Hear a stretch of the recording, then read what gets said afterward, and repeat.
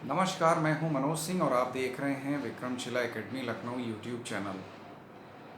आज हम लोग चर्चा करेंगे पेटीएम से चीनी प्रभाव खत्म होने की। और पेटीएम इससे पहले भी लगातार चर्चा में रही है। पेटीएम के जो संस्थापक हैं विजय शेखर शर्मा, वो लगातार चर्चित रहे हैं। इससे पहले पिछले साल मार्च 2024 में आरबीआई की आपत्तियों के बाद पेटीएम चर्चा में थी और आरबीआई ने पेटीएम पेमेंट्स बैंक को अनियमितताओं के कारण, आरबीआई के जो रूल्स और रेगुलेशंस थे उनमें अनियमितताओं के कारण उसकी जो बैंकिंग की जो सुविधा थी उस पर रोक लगा दी थी। और उससे पहले, आरबीआई से पहले लगातार जिस तरीके से पेटीएम, जो कि भारत में एक तरह से देखा जाए तो डिजिटल पेमेंट के मामले में सिरमौर मानी जाती है, चूँकि शुरुआत या जो नया कॉन्सेप्ट था वो विजय शेखर शर्मा लेकर के आए थे और बहुत ज़्यादा पॉपुलर थी पेटीएम। आज भी पेटीएम काफ़ी पॉपुलर है भारत में। अगर आप किसी भी दुकान पे जाएं, कहीं पर भी जाएं, तो फ़ोन पे या गूगल पे या पेटीएम काफ़ी ज़्यादा डिजिटल पेमेंट में आपको दिखेगा और पेटीएम ने इसकी शुरुआत करी थी।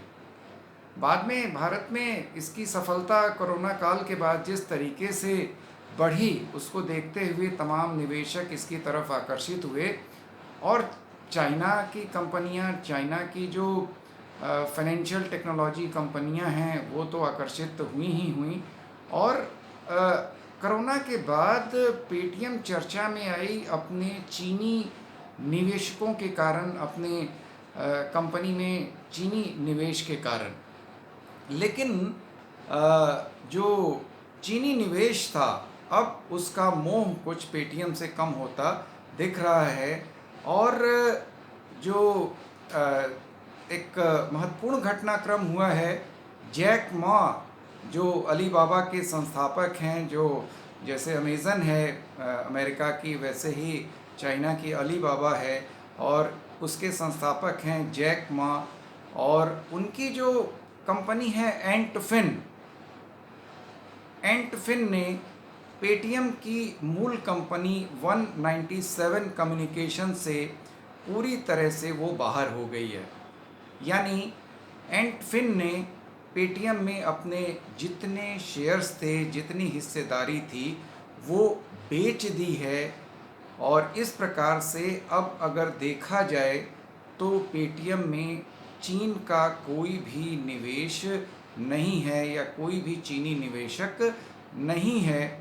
और इसी के साथ साथ अब विजय शेखर शर्मा की स्थिति पेटीएम में और मजबूत हो गई है। और ये घटनाक्रम हुआ और इसके बाद क्या प्रभाव पड़ा पेटीएम के ऊपर, इस पर चर्चा करने से पहले हम लोग जान लेते हैं कि एंटफिन ने, जो चीन की कंपनी थी, उसने कितनी हिस्सेदारी अपनी पेटीएम से बेची है। तो एंटफिन ने अपनी पूरी 5.84% हिस्सेदारी जो पेटीएम में थी उसके पास, वो पूरी की पूरी बेच दी है। 3.73 करोड़ शेयरों के बराबर है ये हिस्सेदारी। और अगर हम रुपयों में बात करें तो 3,803 करोड़ रुपए इन शेयरों की कीमत आंकी गई है या उनका वैल्यूएशन है। तो ये पूरी डील हुई है, उसका फैसला एंटफिन ने लिया है।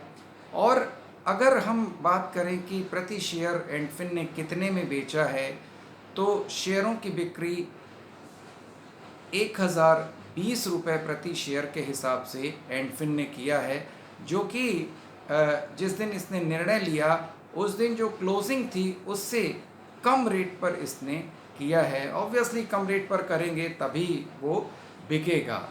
हालांकि उससे पेटीएम के शेयरों में उस दिन थोड़ी सी गिरावट देखी गई, लेकिन जो वित्त विशेषज्ञ हैं वो ये मान रहे हैं कि इससे पेटीएम का भविष्य में भला ही होगा।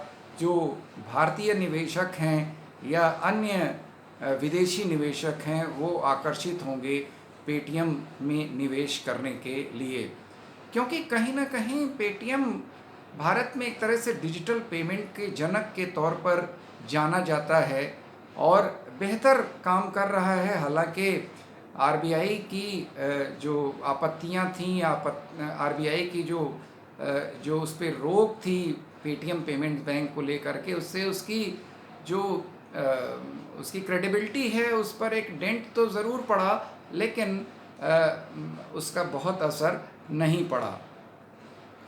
अब हम थोड़ा सा बात कर लेते हैं। हालांकि एंट ग्रुप है, उसके बारे में हम लोगों ने चर्चा की कि वो अली बाबा ग्रुप की है, जैक मॉ की है।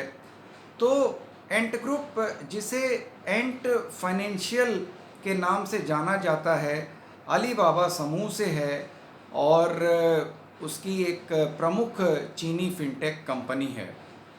अब अगर हम लोग पेटीएम के बारे में बात करते हैं तो पेटीएम की स्थापना विजय शेखर शर्मा ने की थी और जो पेटीएम की जो